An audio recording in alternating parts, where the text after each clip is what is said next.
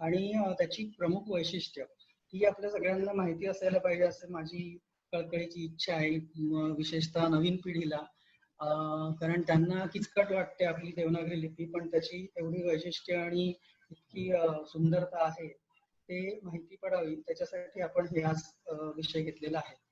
आणि जोशी काकूंनी प्रोत्साहन दिल्यामुळे आपण आज म्हणजे हा विषय मी घेतला. तर सुरू करूया. माझं नाव किरण भावे, जे नवीन आहेत ज्यांना ओळख नाही त्यांच्यासाठी सांगतो. 1999 साली मी मराठीतला किरण फॉन्ट बनवला होता. कदाचित जर मराठी वापरणारे असतील तर तुम्हाला त्याच्याबद्दल माहिती असण्याची शक्यता आहे. पण आपण आता देवनागरीवरती बोलूया. तर हा आता जे प्रेझेंटेशन आहे ते पूर्णपणे किरण फॉन्ट वापरून केलेले आहेत. म्हणजे ही जी अक्षरं दिसतात आपल्याला त्या सर्वांसाठी किरण फॉन्ट्स वापरलेले आहेत. तर जाणून घेऊया आपण आधी इतिहास थोडंफार.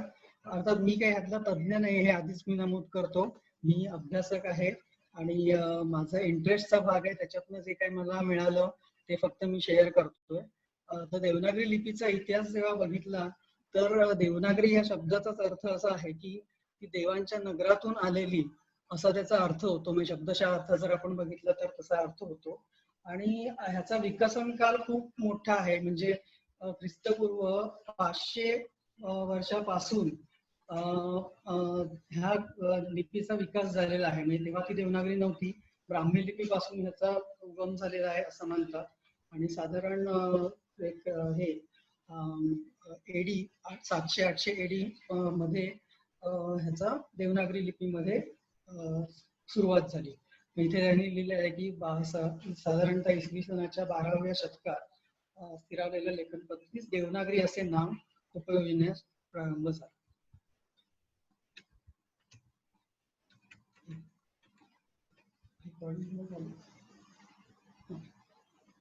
ओके. तर आता बऱ्याच तुम्ही मराठी भाषिक लोक आहात, हे काही गोष्टी खूप बेसिक वाटतील, पण जी नवीन जनरेशन आहे त्यांच्यासाठी आणि जे इंग्लिश मीडियम मधून शिकले त्यांच्यासाठी कदाचित नवीन देवनागरी मराठी भाषेत 12 स्वर आणि 34 व्यंजने आहेत. आणि ही काही एक्झाम्पल्स आहेत किंवा नमुने आहेत. हे लेफ्ट साइडला जे आपण बघतोय ते ऋग्वेदाचं हस्तलिखित देवनागरीत लिहिलेलं आहे. ही सगळं जे गोळा केलेलं आहे ते इंटरनेटवर पण मी गोळा केलेलं आहे. विकिपीडियामध्ये ह्याचे सगळे तुम्हाला उत्तरे मिळतील.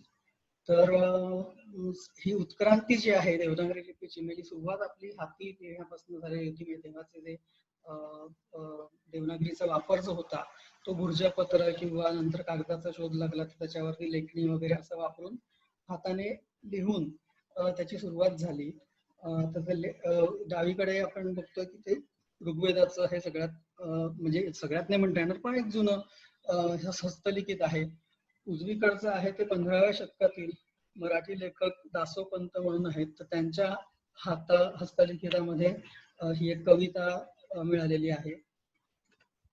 पुढे जर आपण बघितलं तर देवनागरी लिपीचा उत्क्रांती म्हणजे इव्हॉल्युशन कसं होत गेलं तर ते आहे. कारण आधी सगळं फक्त हस्तलिखिताच्याच माध्यमातून होतं आणि हस्तलिखित म्हणजे हाती लिहिलेलं आहे त्या प्रत्येक एका माणसाचं हँडरायटिंग वेगळं असतं. म्हणजे हस्तलिखित वेगळं असतं, हस्ताक्षर वेगळं असतं, दुसऱ्याचं वेगळं असतं. आणि नंतर जेव्हा त्याचं यांत्रिकीकरण करण्यात आलं तेव्हा मुख्यपणे पहिला उत्क्रांतीचा टप्पा असा होता की तो ठसे किंवा छापखाने ह्यासाठी मुख्यतः म्हणजे पुस्तकं जेव्हा लिहायची वेळ आली किंवा अनेक प्रती काढायच्या असतील एखाद्या लेखनाचा तर त्याच्यासाठी आपल्याला छापण्याची किंवा एकाची अनेक प्रती काढण्याची जेव्हा गरज निर्माण झाली तेव्हा हे ठसे आणि छापखाने हे शोधले गेले थोडक्यात. आणि ह्याच्यात आपण इथे बघतोय उदाहरण की डावीकडे केसरीचा पहिला अंक आहे हा 4 जानेवारी 1881 साली छापलेला. दुसरा एक 1925 सालचं मराठी व्याकरणाचं पुस्तक आहे. आणि तिसरं जे एक्झाम्पल आहे ते टाईपरायटर म्हणजे मराठी टाईपरायटरचं प्रिंट केलेलं उदाहरण आहे. तर साधी गोष्ट आहे म्हणजे छापखाना वगैरे हे जेव्हा आपल्याला खूप मोठ्या प्रती काढायच्या असतील म्हणजे खूप संख्येने प्रती काढायच्या असतील जसं वर्तमानपत्र आहेत किंवा पुस्तकं आहेत त्यांच्यासाठी ब्रेक होतोय आवाज सर. ब्रेक होतोय का? खूपच. किरण ऍक्च्युली होत नाहीये, तिचा कदाचित ह्याचा प्रॉब्लेम असेल नेटचा, कारण इथे अजिबात ब्रेक होत नाहीये. व्यवस्थित येतोय. हो, मला पण व्यवस्थित येतोय आवाज. त्यांचा कदाचित इंटरनेटचा प्रॉब्लेम असतो. इंटरनेट आम्हालाही आवाज व्यवस्थित येतोय, त्यांचा इंटरनेटचा प्रॉब्लेम असू शकतो. कारण कुठे इंटरप्शन येत नाही आणि सलग येतोय तुझा आवाज. ओके, ठीक आहे, मग आपण कंटिन्यू करूया. त्यांचा हो, कंटिन्यू. थोड्या वेळाने. तर ही टाईपरायटर हे मुख्यतः म्हणजे एखाद दुसरीच कॉपी काढायची असेल किंवा एखाद दुसरा किंवा कमर्शियल यूज म्हणजे बिझनेस याकरता किंवा फॉर्मल लेटर एखादं लिहायचं असेल तर त्याकरता टाईपरायटर हे माध्यम वापरलं गेलं. अर्थात तुम्ही ह्याच्यात बघताय की देवनागरीचा मुख्य एक जो विशेष गुण आहे ती म्हणजे शिरोरेषा. शिरोरेषा ही हस्तलिखितात जर तुम्ही बघितलं तर ती सलग असते आणि ह्या कुठच्याही माध्यमात तुम्ही बघितलं तर ती थोडीशी तुटक असते. त्याचं कारण असं आहे की ते प्रत्येक जे अक्षर जे आहे प्रिंट केलेलं ते एक वेगवेगळं मेकॅनिझम असतं. म्हणजे ह्याला आपण खिळे म्हणतो, मी खिळे म्हणायचे जे प्रिंटिंग प्रेसमध्ये ज्यांनी काम केलं असेल त्यांना माहिती असेल. तर ते एका पुढे एक ते असे जोडून स्क्रूच्या माध्यमाने असं ते एकत्र करून मग त्यांना ते ब्लॉक बनवायचे पूर्ण अशा पेजचा आणि ते नंतर मग शाईमध्ये बुडवून ते कागदावरती त्याचं प्रिंट घेतलं जायचं. पण हे वेगवेगळे शब्द असल्यामुळे थोडीशी त्या अक्षरांमध्ये गॅप राहायची आणि ती गॅप आपल्याला स्पष्टपणे दिसते. तुम्ही सेंटरमध्ये बघितलं तर त्या ह्याच्यामध्ये तुटक असं थोडंसं दिसतं. पण जर आपण ऍक्च्युली हाताने लिहिलं तर ती सलग रेष आपण लिहू शकतो. पण टाईपरायटरच्या बाबतीतही तसंच आहे, कारण तो प्रत्येक जे आपण बटन प्रेस करतो टाईपरायटर वरती तेव्हा एक अक्षर तिथे उमटतं आणि नंतर तो कागद पुढे सरकतो आणि त्याच्यानंतर दुसरं अक्षर पुढे प्रिंट केलं जातं. तर त्यामध्ये सुद्धा तुम्हाला तुटकपणा दिसेल. ह्याच्यानंतरचा जो उत्क्रांतीचा टप्पा होता तो संगणकावरील म्हणजे कॉम्प्युटरवरील. तर 1980 साली पर्सनल कॉम्प्युटरचा शोध लागला. म्हणजे बिल गेट्सने जेव्हा पर्सनल कॉम्प्युटर IBM आणि विंडोज ऑपरेटिंग सिस्टीमने सुरू केली, पण भारतात ते रुळायला 1990 साली उजाडलं आणि तरी सुद्धा प्रामुख्याने त्याच्यामध्ये फक्त इंग्लिश भाषेचाच वापर होत होता. कारण जो पहिला कॉम्प्युटर निघाला त्याच्यामध्ये इंग्लिश किंवा रोमन लिपी हीच फक्त अस्तित्वात होती.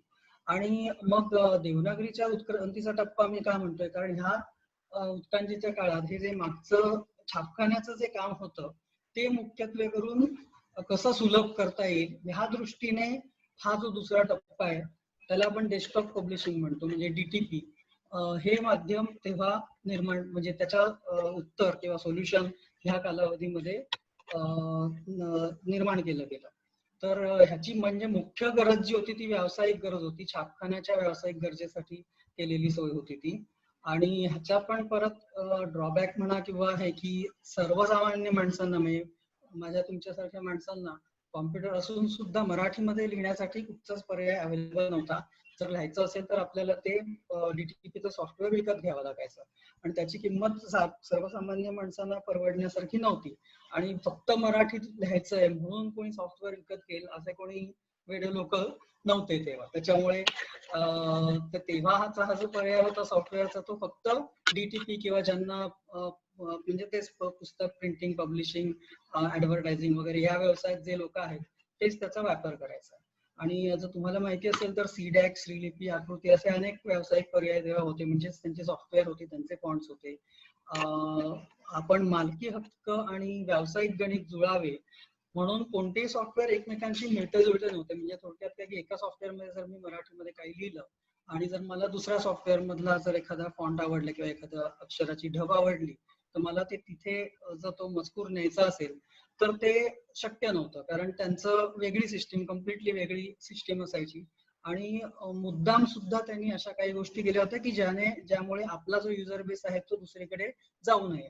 त्याच्यामुळे त्यांनी ते वेगवेगळ्या मुद्दाम ठेवलं होतं आपलं मालकी हक्क आणि व्यावसायिक गणित सांभाळावं म्हणून. त्यामुळे असं झालं की तेव्हा त्या काळी आपल्याला कुठचाच एक पर्याय नव्हता.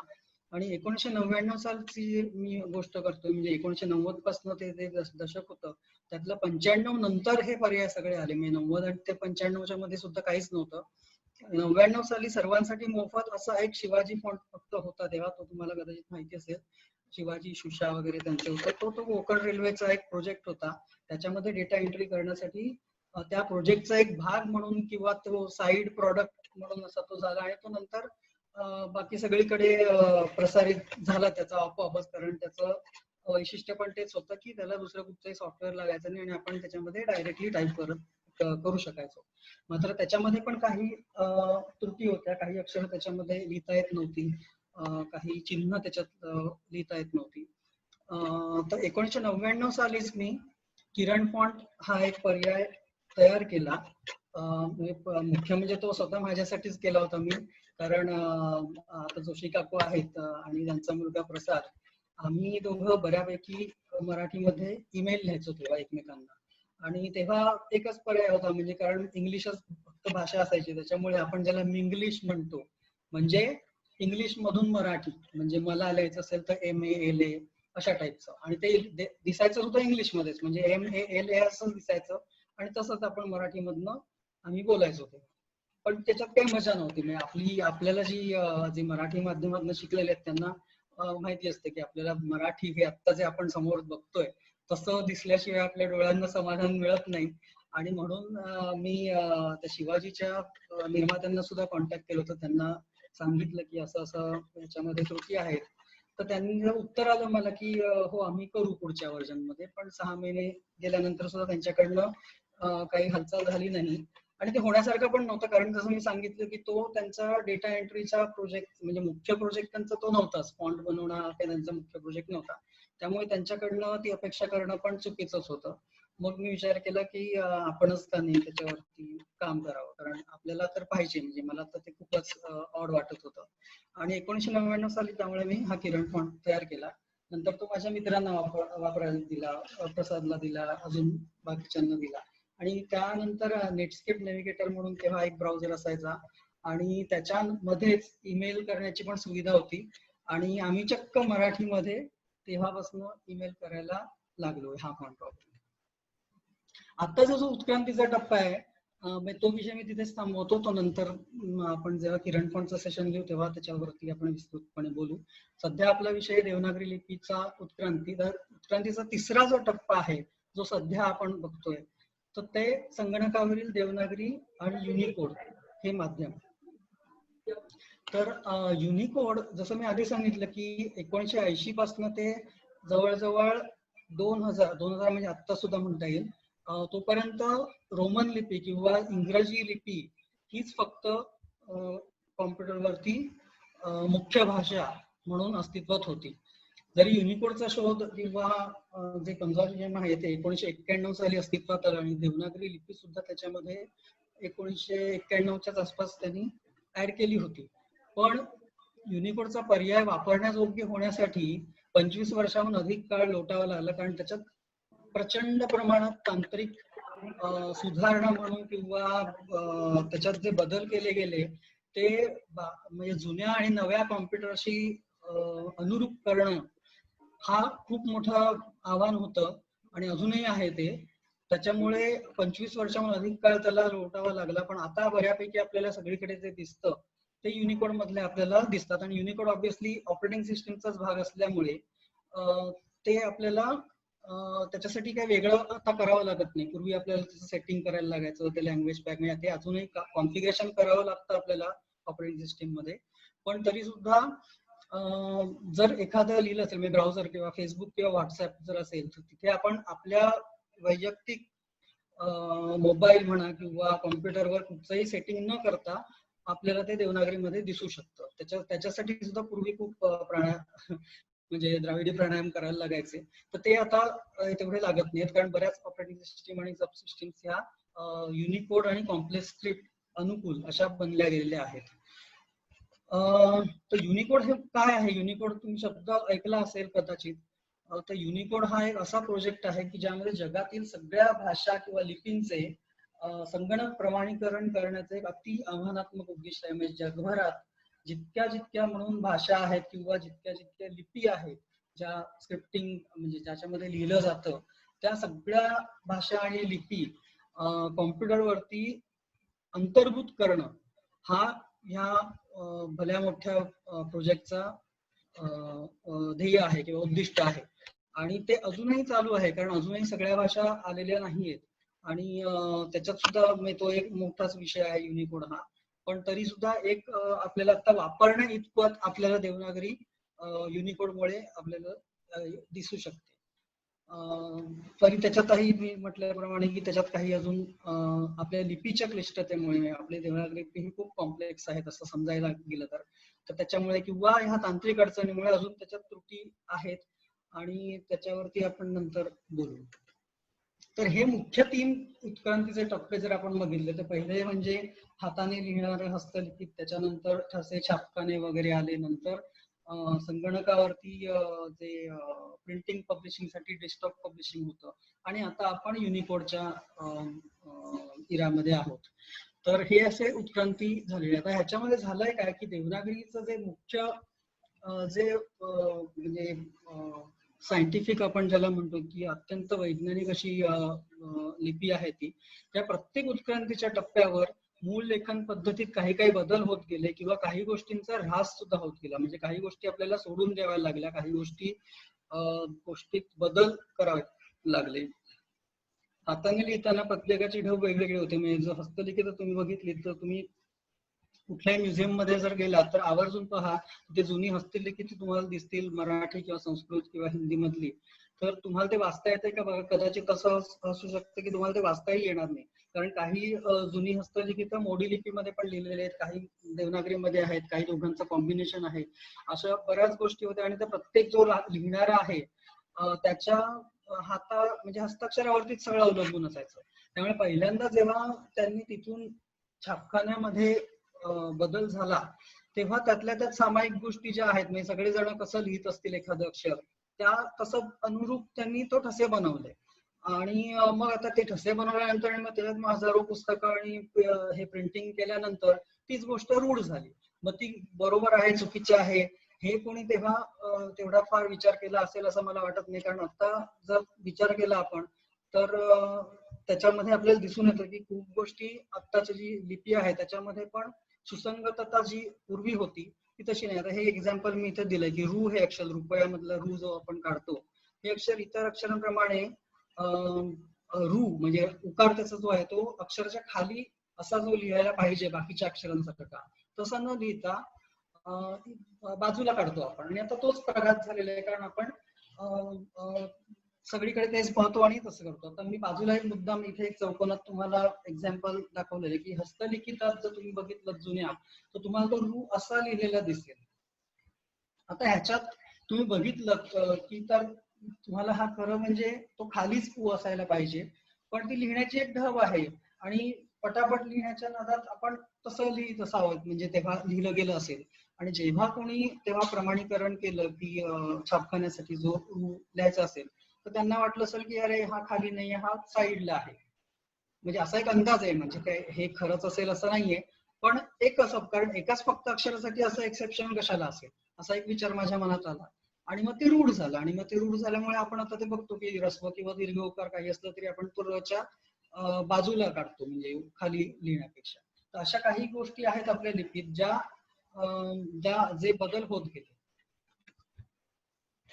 अजून एक महत्वाची गोष्ट म्हणजे देवनागरी लिपी, तुम्हाला आश्चर्य वाटेल की आपल्याला माहिती असलेली देवनागरी लिपी मराठी, संस्कृत, हिंदी, कोकणी आणि तुम्हाला माहिती असेल तर नेपाळची पण भाषा जी आहे त्याच्यामध्ये पण देवनागरी. पण तेवढ्याच नाही तर देशी विदेशी मिळून तब्बल 120 पेक्षा जास्त भाषात देवनागरी लिपी वापरली जाते. अगदी भारतातलं जर बघितलं तुम्ही तर अनेक ठिकाणी गुजराती, सिंधी, पंजाबी ह्या त्यांच्या स्वतःच्या लिपी असल्या तरी सुद्धा काही भागात देवनागरी लिपीमध्ये लिहिलं जातं. गुजरातमध्ये तर एक शिलालेख पण आहे जो देवनागरीतला सगळ्यात जुना शिलालेख आहे असं धरलं जातं, तो देवनागरी लिपीमधला आहे.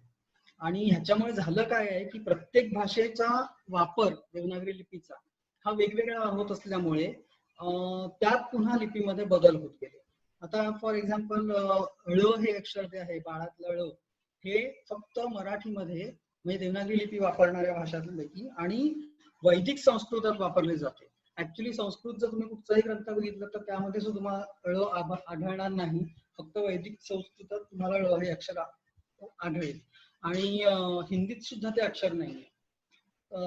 आणि जसं मी म्हटलं मगाशी की सिंधी भाषेत सुद्धा काही ठिकाणी जे उच्चार त्यांचे आपल्याला दाखवायला पाहिजे, तर ग चा उच्चार आहे पण ते जो वेगळा ते करतात त्या भाषेमध्ये, ते दिसण्यासाठी त्याला ते अंडरलाईन वापरतात. असे हे 5 अक्षर अशी आहेत त्यांच्यामध्ये, तर ते त्यांचे वेगळे उच्चार दाखवण्यासाठी ते अधोरेषा म्हणजेच अंडरलाईन वापरतात. हिंदी भाषेत जर तुम्ही बघितलं असेल तर उर्दू किंवा अरबी अक्षर म्हणजे भाषेतनं अक्षर शब्द जे आलेले आहेत ते लिहिण्यासाठी नुक्ता म्हणजे एक टिंब वापरलं जातं. जसं कत्ल किंवा कागज हा जो उच्चार आहेत, जचे तुम्हाला माहिती आहे आपण 2 उच्चार करतो, एक ज म्हणजे जड, ज आणि ज, तर त्यातला जो हलका उच्चार आहे तो डिनोट करण्यासाठी हा नुक्ता आपण म्हणजे हिंदीत वापरतात, आपण नाही वापरत, मराठीत नाही वापरत. तर सांगायचा मुद्दा हा की देवनागरी लिपी जरी बऱ्याच भाषा वापरत असले तरी त्या प्रत्येक भाषेच्या जे हे आहेत वापरणारे आहेत, वापरकर्ते आहेत, त्यांनी त्या लिपीमध्ये अजून थोडेफार बदल केले आणि ते सगळे वेगवेगळे होत गेले. त्यामुळे ह्याच्यात परत एकसंधता राहिलेली नाही. तर आज आपला विषय जो आहे की ही वैज्ञानिक का लिपी आहे, मी पण त्याला सायंटिफिक लिपी म्हणतो आपण त्याला, की अत्यंत ज्याला शास्त्रीय आधार आहे अशा पद्धतीने ही देवनागरी लिपी केलेली आहे. आधी मुळात भाषा कशी निर्माण झाली, तर भाषा हे मानवी संवादाचे माध्यम आहे, पण एकदा आपण जे बोलतो ते शब्द हवेत विरून जातात आणि आजच्यासारखे काही व्हिडिओ किंवा ऑडिओ रेकॉर्डिंग सिस्टीम्स नव्हत्या पूर्वी. त्यामुळे त्याचं जतन करण्यासाठी लिपीची निर्मिती झाली. लिपी म्हणजे आपण लिहू शकतो अशा पद्धतीने, आणि मग पूर्वी भूर्जपत्रावरती लिहिलं गेलं. तर ज्या लिपी झाल्या होत्या म्हणजे मानवाचा इतिहास खूप जुना आहे, पण जेव्हा लिखाण सुरू झालं त्यातल्या त्यात सगळ्यात पुढारलेली म्हणून जी लिपी आहे त्याला ती देवनागरी आपण म्हणू शकतो. आणि आपल्याला खरं तर ह्या गोष्टीचा खूप अभिमान असायला पाहिजे. म्हणजे अगदी कॉम्प्युटरचा शोध लागला अमेरिकेमध्ये आणि इंग्रजी लिपी वापरली गेली तिथे, पण तरी सुद्धा त्या लिपीमधनं पुढची जगातली जी भाषा आहे बाकीची ती आपण एक्सप्रेस करता येत नाही तशी आहे तशी. कारण आपल्या लिपीचं वैशिष्ट्यच हे आहे की जसे उच्चार तसे लेखन आणि जसे लिखाण तसे वाचन, हा आपल्या देवनागरीचा मूळ गाभा आहे. म्हणजे एकदा आपण लिहिलं की ते मी वाचेन किंवा तुम्ही वाचाल किंवा कोणीही वाचलं तरी त्याचे उच्चार किंवा जो शब्द आहे त्याचा जो ध्वनी आहे तो सारखाच आला पाहिजे, आणि हे आपल्या देवनागरीचं मूळ गाभा आहे. त्याच्यामुळेच जगातील विविध भाषातील बहुतांश शब्द किंवा ध्वनी देवनागरी लिपीमध्ये जवळजवळ जसेच्या तसे लिहिता येऊ शकतात, आणि रोमन किंवा इतर लिपींपेक्षा देवनागरीत सहज लिहिलेल्या शब्दांचा तुलनात्मकरित्या आपल्याला म्हणजे व्यवस्थित आपल्याला तसं मिळतं. या बाबतीत कोणते आहे का कॉलमध्ये सोनल? तो कौंतेय नेहमी उदाहरण देतो कारण तो चायनामध्ये राहून आलेला आहे, आणि ईस्टर्न एशियन ज्या कंट्रीज आहेत त्यांचे जे लिपी आहेत तर त्या अतिशय कॉम्प्लेक्स आहेत, पण त्या म्हणजे उच्चाराच्या बाबतीत काही उपयोग नाही त्यांचा. म्हणजे तुम्ही जर लिहिलेलं असेल तर ते वाचताना त्याचे उच्चार भलतेच असतात, आणि ते जर तुम्ही इंग्लिशमध्ये जर त्याचा हे उच्चार लिहून ठेवलात आणि तो जर वाचायला गेला तर तो पुन्हा तसा येऊ शकत नाही. पण तो सांगायचा की तो देवनागरीमध्ये लिहून ठेवायचा उच्चार, आणि तो जेव्हा त्यांच्याशी बोलायचा तेव्हा त्यांना खूप आश्चर्य वाटायचं की हा आपल्यासारखं कसं काय बोलतोय, कारण बाकीचे त्यांचे अनुभव असायचे की इंग्रजी किंवा बाकीचे जे ते हमखास त्या शब्दांमध्ये चूक करायचे आणि हा मात्र बरोबर उच्चार करायचा. तर ही जी ताकद आहे. किरण हो किरण प्रसाद बोलतोय. हा बोल प्रसाद. हा, तर तू जो आता सांगितला ना तो मुद्दा खूप महत्वाचा आहे, जरा सगळ्यांना कळावं म्हणून. आणि त्याचं उदाहरण तुम्हाला एक सांगतो की आता एक समजा शब्द घ्या पंडित हा शब्द आपण इंग्रजीमध्ये कसा लिहू, PANDIT, हे एक सोपं झालं त्यातलं. पण त्याचा उच्चार करताना 2 वेगळी माणसं वेगवेगळा उच्चार करू शकतात, कारण त्याचं काही प्रमाणीकरण नाहीये, स्टँडर्डायझेशन नाहीये. पण पंडित हा शब्द जर देवनागरीमध्ये लिहिला तर तो मराठी माणसाने वाचला काय, हिंदी माणसाने वाचलाय काय, किंवा आणि कोणी वाचला काय, त्याचा उच्चार पंडित असाच होऊ शकतो. त्याचा उच्चार पंडित किंवा असा काही वेगळा होऊ नाही शकत, पण तोच इंग्रजीमध्ये लिहिल्यानंतर तो वेगळा होऊ शकतो. तो मुद्दा आहे आता जो किरणने सांगितला तो. आणि त्याने आता जे कौंतेयचं उदाहरण सांगितलं तर माझा स्वतःचा अनुभव असा आहे की एक 3-4 वर्षापूर्वी मी इथे ओनम मध्ये किंग महाबळी झालो. आणि त्यावेळेला मला मल्याळम मध्ये एक 5-6 वाक्य बोलायची होती आणि मला ती पहिल्यांदा त्यांनी इंग्रजी भाषेमध्ये लिहून मल्याळम पाठवलं, म्हणजे इंग्लिश म्हणू शकतो किंवा जे काही आपण म्हणू शकतो त्याप्रमाणे. आणि त्याप्रमाणे माझे उच्चार बरोबर होत नव्हते. शेवटी मी जे मल्याळी लोक होते त्यांच्यापाशी मी जाऊन त्यांना सांगितलं की तुम्ही ह्याचा ऑडिओ करा, कारण हे रात्री 12-12:30ची वगैरे गोष्ट आहे, त्यांना मला प्रत्यक्ष जाऊन भेटणं शक्य नव्हतं. मी त्यांना सांगितलं तुम्ही त्याचा ऑडिओ करा आणि मला पाठवा. आणि मग मी ते मराठीमध्ये लिहून काढलं किंवा देवनागरीमध्ये मी ते लिहून काढलं आणि मी ते देवनागरीतलं वाचून पाठ केलं. त्याच्यामुळे दुसऱ्या दिवशी जेव्हा मी ते म्हणालो तेव्हा त्यांना असं वाटलं की जणू काही त्यांच्यातलाच एक माणूस बोलतोय, जे की आता त्याने कौंतेयचं जे उदाहरण किरणने दिलं त्याच्याच सारखं हे उदाहरण आहे. बरोबर बरोबर, अगदी बरोबर. तर ते हा खूप मोठा आपल्या लिपीचा म्हणजे काय म्हणता येईल फायदा आहे. तर ते आपण थोडं पुढे जाऊया. ह्याच्यात आता आपल्या प्रेझेंटेशन मध्ये मी सांगणारच आहे त्याच्याबद्दल की का असं आहे ते. तर आपल्या देवनागरीमध्ये स्वर आणि व्यंजन असे वेगवेगळे प्रकार असतात, हे माहिती असेल तुम्हाला, म्हणजे त्याच्यात सांगण्यासारखं काही नाहीये, पण तरी पण एकदा एक सांगतो मी. अ पासन अ आई वगैरे आपण शिकतो लहानपणी, आणि व्यंजन म्हणजे क ख ग ही व्यंजने आहेत. आणि त्याच्यानंतर ह्या दोघांच्या कॉम्बिनेशन मुळे आपल्याला अक्षर निर्माण होतं. अक्षराचा अर्थ काय आहे की एक स्वर आणि 0 किंवा अधिक व्यंजनांचे मिळून अक्षर बनते. म्हणजे स्वर हे स्वतःच एक अक्षर असतात, पण व्यंजन त्यांना स्वतंत्र अस्तित्व नसतं. व्यंजन आपल्याला बोलण्यासाठी एका कुठच्या तरी स्वराची आवश्यकता असते. आणि मी वरती जे लिहिले क ख ग ह्याचा तुम्हाला पाय मोडलेला दिसेल, त्याच्या खाली जी रेष आहे त्याला पाय मोडणे असं म्हणतो आपण मराठीमध्ये, किंवा ते अर्ध अक्षर आहे. तर व्यंजन जी आहेत त्यांना वर्ण असं पण म्हणतात.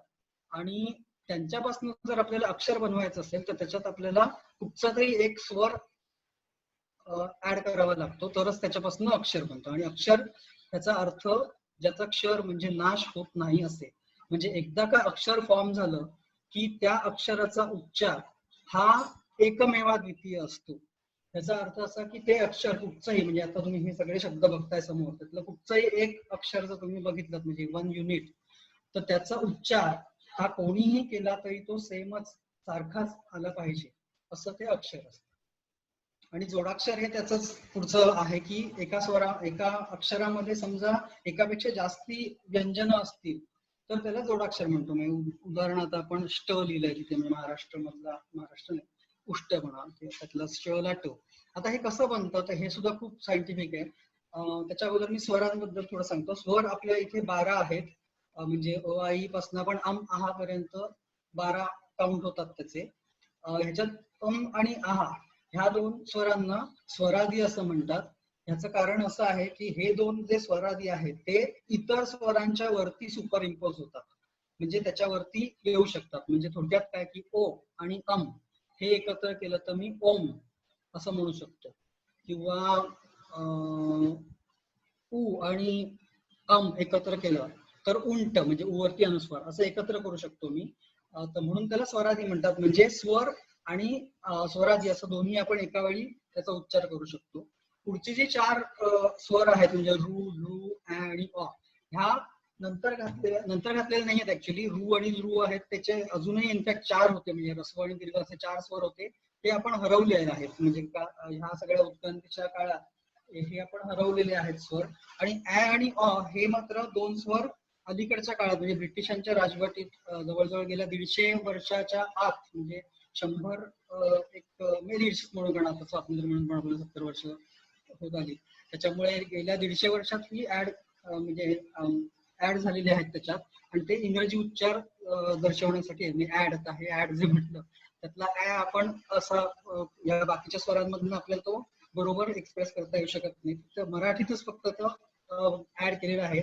आणि त्या व्यक्तीचं नाव मला आठवत नाहीये, पण त्यांच्याबद्दल पण इतिहास आहे की त्यांनी हे फक्त केलेलं आहे. आणि तुम्ही जर काळजीपूर्वक ऐकलं असेल की हिंदी भाषिक जे आहेत ते ऍडचा उच्चार ऍड करू शकत नाहीत, कारण हा ऍ जो आहे हा आपल्या मराठीसाठी दिलेली देणगी आहे. ऍचा उच्चार ते एड किंवा आड अशा टाईपचं ते करतात, म्हणजे त्यांना ऍ हा उच्चार जमू शकत नाही हिंदी भाषिकांना. दुसरं हे आहे, हे आपली व्यंजनं आहेत. तर क ख ग घ ही आपल्याला तुम्हाला सगळ्यांना माहिती असतील. तर ही जी आहेत ही इतक्या वैज्ञानिक पद्धतीने याचं क्लासिफिकेशन केलेलं आहे. म्हणजे क क ख ग घ आता बऱ्याच जणांना ही म्हणजे व्यंजनं पण पाठ नसतात, पण हे जे प्रत्येक हा जो ओळ आहे ही, तो आपण उच्चार करताना जिभेचा कुठल्या भागावरून तो उच्चार करतो त्याप्रमाणे हे कॅटेगरायझेशन केलेलं आहे त्यांनी. म्हणजे कंठ, तालव्य, मूर्धन्य, दंत्य आणि ओष्ठ्य, म्हणजे जिभेच्या एकदम मागच्या भागापासून ते अगदी ओठापर्यंत जे आपण उच्चार करताना वापरतो जिभेचा भाग, त्याच्याप्रमाणे ही अक्षरं क्लासिफाय केलेली आहेत. आणि ह्यातला शेवटचा जो आहे म्हणजे चौथ्यानंतर पाचवं जे अक्षर आहे त्याला अनुनासिक म्हणतात. म्हणजे क ख ग घ ङ. याचा उच्चार पण आपण हल्ली विसरलो. मी पण बरोबर करत असेल असं नाहीये, पण तरी ही इतकं देवनागरी लिपीत ह्याचं वैशिष्ट्य आहे ते आपण ह्याच्यानंतर बघेन, मी उदाहरण तुम्हाला सांगेन तेव्हा.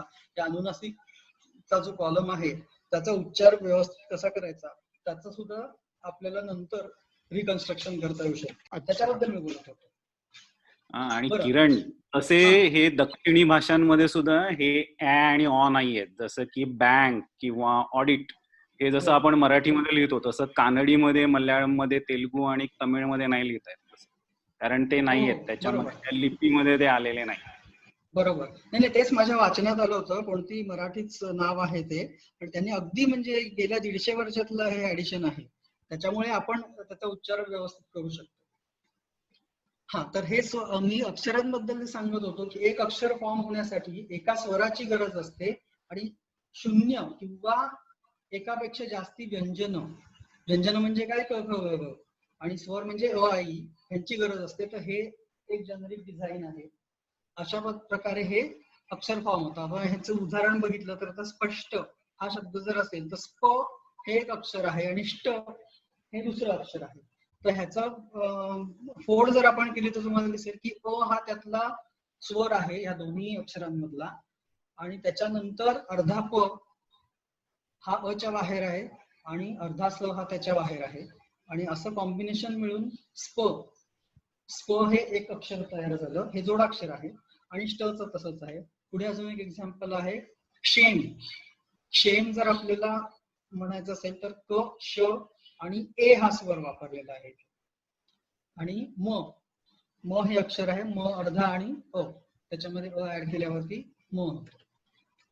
अजून एक उदाहरण, हे मोठं कॉम्प्लेक्स घेतले मुद्दाम मी, राष्ट्रांच्या असं जर आपण शब्द घेतला तर ह्याच्यात 3 अक्षर आहेत आणि त्याची फोड अशी आहे. आ हे पहिल्या ह्याच्यात स्वर आहे आणि र हे अर्ध म्हणजे र हे व्यंजन आहे. स्ट्रा ह्याच्यामध्ये तर 3 व्यंजन आहेत आणि एक स्वर आहे, आणि च्यामध्ये 2 व्यंजन आणि एक स्वर आहे. तर स्वर जर तुम्ही बघितलं ना, स्वराशिवाय व्यंजन ह्याचा उच्चार आपण करू शकत नाही. जर तुम्ही रा हे लांबवत नेलं तर रा असं म्हटलं तर शेवटी आत शिल्लक राहतो. कुठच्याही अक्षराचा तुम्ही दीर्घ उच्चार केलात, दीर्घ म्हणजे जास्ती वेळ, जास्ती काळ, तर तुम्हाला जो शेवटी उच्चार शिल्लक राहतो तोच स्वर असतो. आणि तो जर स्वर नसेल तर आपण नुसत्या व्यंजनाचा उच्चार करू शकत नाही. स्वराच्या आधारेच फक्त आपण व्यंजन एक्सप्रेस करू शकतो, आणि म्हणून ह्याचं कॉम्बिनेशन जे आहे त्याला आपण एक अक्षर म्हणतो. त्यामुळे कुठच्याही शब्दाचं तुम्ही बघितलं तर ते कितीही कॉम्प्लेक्स वाचायला वाटलं तरी त्याच्या मागे हे एक विज्ञान लपलेलं आहे असं आपण म्हणू शकतो. आता मी मगाच्या विषयाकडे येतो की अनुस्वारांचा उच्चार. मगाशी जे आपण बघितलं व्यंजनांचा जो चार्ट होता त्याच्यामध्ये अनुनासिक म्हणजे 5वं जे कॉलम होता त्याला अनुनासिक म्हणतात. तर हे ह्यांचा उच्चार आपण कसा करायचा हे एक उदाहरण असं आहे की क ख म्हणजे त्या पर्टिक्युलर ग्रुप मधला कुठचंही अक्षर जर घेतलं आणि त्याचं मागच्या अक्षरावर जर अनुस्वार आला असेल, नीट लक्षात घ्या की ह्या सेट मधला म्हणजे क ख ग समजा आपण पहिला रो घेतला आणि त्याच्या मागच्या अक्षरावरती जर अनुस्वार आला असेल, इथे खाली उदाहरण दिले पंकज, पहिलं उदाहरण आहे पंकज. आता क हे अंडरलाईन केले मुद्दाम मी, तर क च्या मागचं अक्षर आहे प आणि त्याच्यावरती अनुस्वार आहे. तर ह्या अनुस्वाराचा उच्चार सुद्धा बदलतो. म्हणजे अनुस्वाराचा उच्चार हा वेगवेगळा असतो वेगवेगळ्या ग्रुप मधल्या अक्षर व्यंजनांसाठी. तर तो उच्चार कसा, तर त्या ग्रुप मधल्याचा जो शेवटचा जो अनुनासिक व्यंजन आहे तो उच्चार तिथे असतो. मी आता दुसऱ्या कॉलम मध्ये खालती बघितलं तर पंकज याचा उच्चार न असा होतो तिथे. आणि त्याच्याच ऐवजी जर च बघितलं, च च ज झ ह्या जर रो मधला जर बघितला उच्चार तर पंच, पंच जर म्हटलं तुम्ही तर त्याचा उच्चार य असा होतो साधारण. म्हणजे तुम्ही पंच आणि पंक त्यातला मधला जो न आहे म्हणजे जो अनुस्वाराचा उच्चार आहे त्यातला जो फरक आहे ते तुम्ही म्हणून बघा, म्हणजे तुम्हाला त्यातला फरक कळेल. ह्याच पद्धतीने ही सगळी उदाहरणं दिलेली आहेत. म्हणजे दंत, दंत मध्ये तर नच आहे, म्हणजे आपण हे असं पण लिहितो. म्हणजे ऍक्च्युअली ते हिरव्या अक्षरामध्ये जे लिहिलेलं आहे ना तसे जर अक्षर शब्द आपण लिहिले तर उच्चारात आपण कधीच गडबड करणार नाही. फक्त ते आपण शॉर्ट फॉर्म म्हणून अनुस्वार आपण देतो आणि तसंच वाचतो आपण. पण त्याचे जर उच्चार खरोखर ते आपल्याला पाहिजे असतील तर त्या पर्टिक्युलर रो मधला शेवटचा जो अनुनासिकाचं व्यंजन आहे ते तिथे आपण जोडाक्षरात वापरलं गेलं पाहिजे. तर दंड, आता तुम्ही बघितलं असेल दंत, तिथे आपण तथ द ध न मुळे न आलेलं आहे. पण याच उलट उंट जर असेल उंट तर ते न आहे.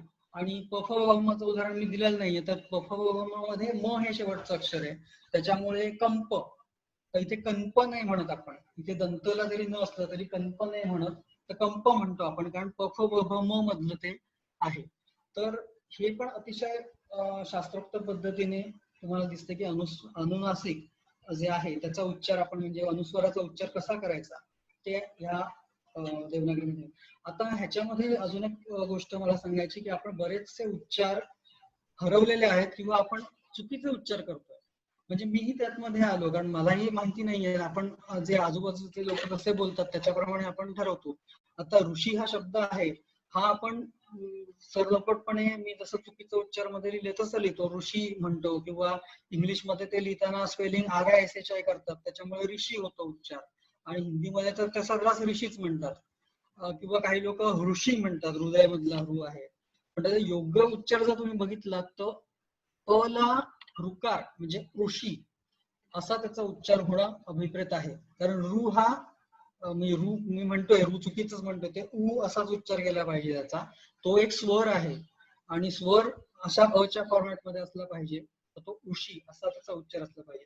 हृदय सुद्धा तसंच आहे की आपण रू वगैरे काही जरी आलं तरी आपण रुपयातलं रू असा उच्चार करतो आणि सोडून देतो आणि कोणालाही त्याची फिकीर नसते.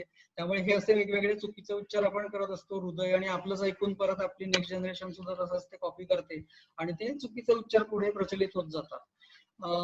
ज्ञान, ज्ञान हे तर सगळ्यात चुकीच्या उच्चाराच्या बाबतीत. आपण आता ज्ञान म्हणजे न ला य ज्ञान असंच म्हणतो. ह्याच्यात म्हणजे व्याकरणच्या पुस्तकात सुद्धा त्यांनी आता हे 3 वेगवेगळे स्ट्रीम्स तयार झालेले आहेत की मराठीमध्ये वेगळा उच्चार, संस्कृतमध्ये वेगळा उच्चार, हिंदीमध्ये वेगळा उच्चार. हिंदीमध्ये ज्ञान म्हणतात, मराठीमध्ये आपण ज्ञान म्हणतो की ज्ञान म्हटलं तर द पण अक्षर येतं त्याच्यामध्ये, आणि संस्कृतमध्ये ज्ञान असं त्याचा उच्चार असावा, कारण हे जोडाक्षर असं आहे त्याचं. तर हे एक योग्य उच्चार काय आहे ते आपल्याला माहिती असलं पाहिजे. लू हा स्वर आपण विसरून गेलेलो आहे आणि याचा खरा उच्चार आपल्याला माहितीच नाहीये. फक्त क्लृप्ती हे एकच शब्द मराठीमध्ये उरलेला आहे त्याचा, आणि दीर्घ तर नाहीच आहे त्याच्यामध्ये आपल्या एक्झिस्टन्स मध्ये. तर हे आपण हरवलेले आहेत काही उच्चार. त्याशिवाय चुकीचे लेखन सुद्धा लोक करतात, म्हणजे लिहिताना सुद्धा चुका करतात. प्रल्हाद हा शब्द लिहिताना आता तुम्ही बघितलं असेल लेफ्ट साईडचं जे लाल अक्षरात लिहिलेले बऱ्यापैकी तुम्ही सगळीकडे जवळजवळ टीव्हीवर म्हणा, प्रिंट मीडियामध्ये म्हणा, सगळीकडे तुम्हाला असंच लिहिलेलं दिसेल, पण ते चुकीचं आहे. कारण जर आपलं देवनागरी लिपीचं वैशिष्ट्य आहे की जसं लिहिलं तसं तुम्हाला ते वाचून तो उच्चार आला पाहिजे. जर पहिल्याचा मी उच्चार केला तर तो प्रल्हाद होईल, प्रल्हाद नाही होणार. हा जो योग्य लेखन त्याचा आहे तो ह अर्धा असला पाहिजे आणि ला नंतर असला पाहिजे.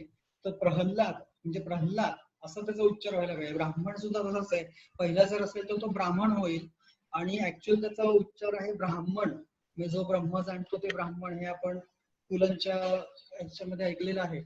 तर ब्राह्मण म्हणजे ह हा अगोदर आला पाहिजे, तर ते असं आहे. शुद्ध लेखन हा जो शब्द आहे हा तर सगळ्यात मजेदार आहे की जे शुद्ध लेखन मध्येच चुका करतात की ध हा आधी नसतो, द हा आधी असतो.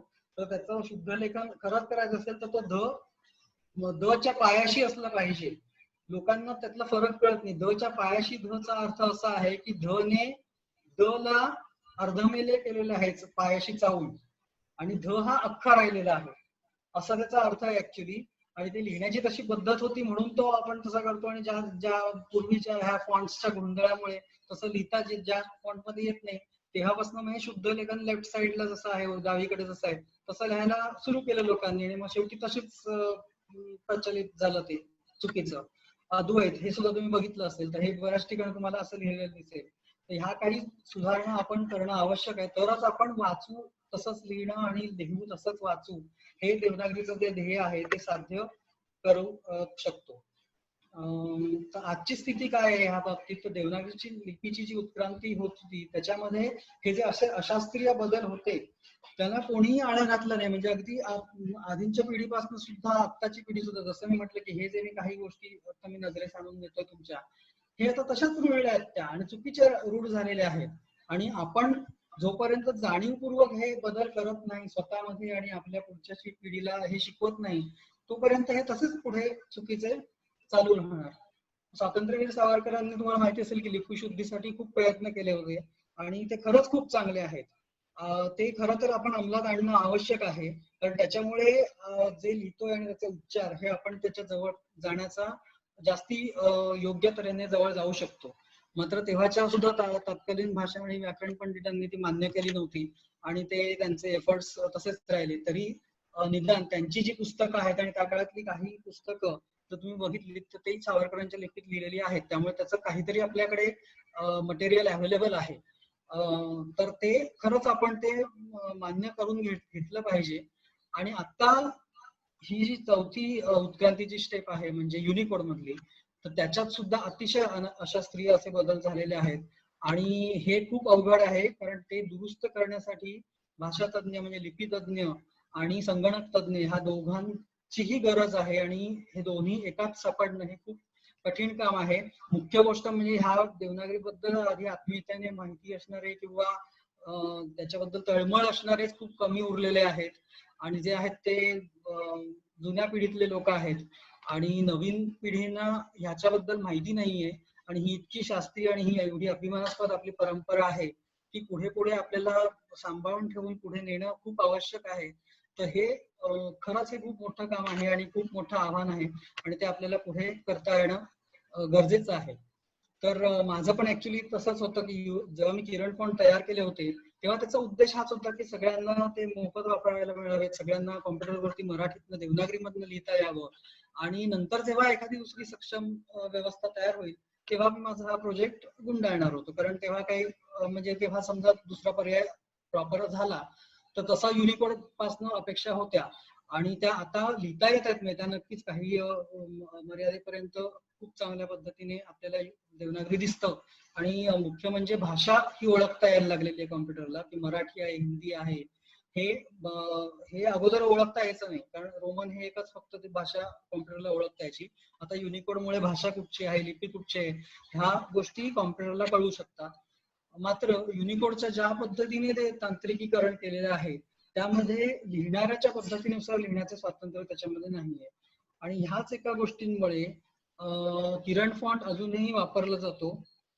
त्याचे अजूनही कारण आहेत की तांत्रिक गोष्टीमध्ये युनिकोड हे अतिशय क्लिष्ट आहे आणि काही सॉफ्टवेअर्स अजूनही युनिकोड मध्ये चालू शकत नाहीत. त्या गोष्टीसाठी सुद्धा किरण फॉन्ट वापरला जातो अजूनही. तर असं दिसतंय की ते एकंदरीत अजूनही किरण फॉन्टची गरज आहे आणि म्हणून मी तो उपक्रम अजूनही चालू ठेवलेला आहे. किरण फॉन्ट मध्ये तांत्रिक दृष्ट्या वापरायला सुलभ आहे आणि त्याला दुसरं काहीच सॉफ्टवेअर लागत नाही. फक्त तुम्ही फॉन्ट इन्स्टॉल केले तुमच्या कॉम्प्युटरमध्ये की तुम्ही डायरेक्टली देवनागरीमध्ये टाईप करू शकता. तुम्हाला दुसरा कीबोर्ड लागत नाही, काहीही लागत नाही, फक्त तुम्ही हे टाईप केलं तरी झालं. आणि सगळ्यात शेवटचा जो पॉइंट आहे तो हा आहे की सावरकरांनी जे लिपीतले सुचवलेले बदल आहेत ते सुद्धा किरण फॉन्ट मध्ये लिहिता येतात, ते युनिकोड मध्ये लिहिता येत नाही. तर ह्या ज्या लिपीसाठी ज्या आपल्याला गोष्टी प्रिझर्व करायच्या आहेत, ज्या आपल्याला पुढच्या पिढीपर्यंत हँडओव्हर करायच्या तर त्या आपल्याला जर करायच्या असतील तर किरण फॉन्टच्या माध्यमातून ते आपल्याला निश्चित करता येऊ शकते. धन्यवाद. माझं प्रेझेंटेशन संपलेलं आहे. तर मला वाटतं थोडंफार मला